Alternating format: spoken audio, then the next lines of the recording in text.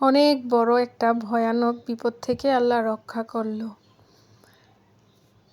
আমি পোড়াবাড়ির পোড়া চা খেতে গিয়েছিলাম, কখনো ট্রাই করিনি।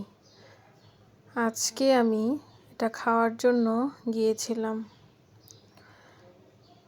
এই তো হচ্ছে আপনার এখানে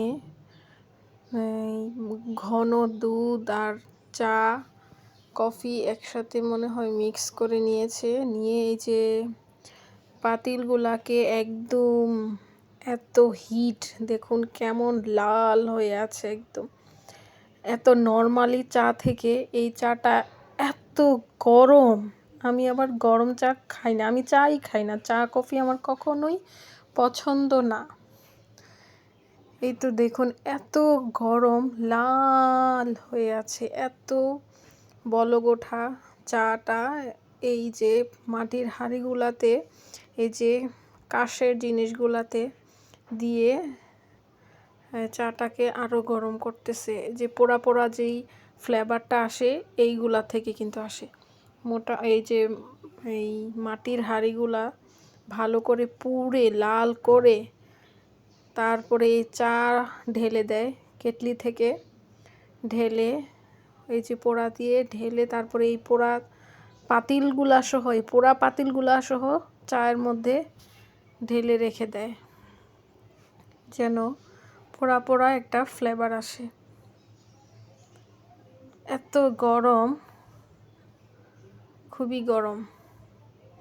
কি মানে আমি আসলে যখন আমার বিপদের কথাটা হচ্ছে, যখন আমি চা খেতে মানে টিস্যু দিয়ে ধরতে গিয়েছি, আমার হাতের মধ্যে এত গরম লেগেছে, তখনই মানে একদম গরমটা আমি মানে সহ্য করতে পারি না। মানে হাতের মধ্যে আঙ্গুলে একদম পড়ে গেছে, সাথে সাথে আঙ্গুলগুলো একদম লাল হয়ে গিয়েছে। পরে হচ্ছে ওই দোকানদার বলতেছে, আপু আপনাকে পানি দিব?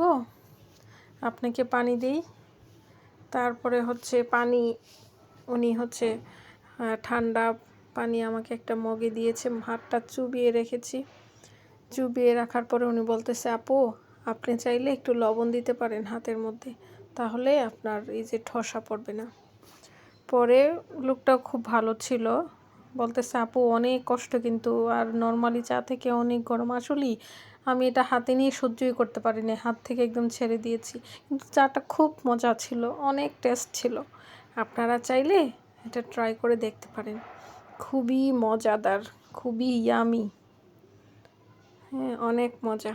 পরে আল্লাহর রহমতে কোনো ঠসা পড়েনি, কিন্তু অনেকক্ষণ ঘন্টাখানেক অনেক হাতটা খুব জ্বলছে।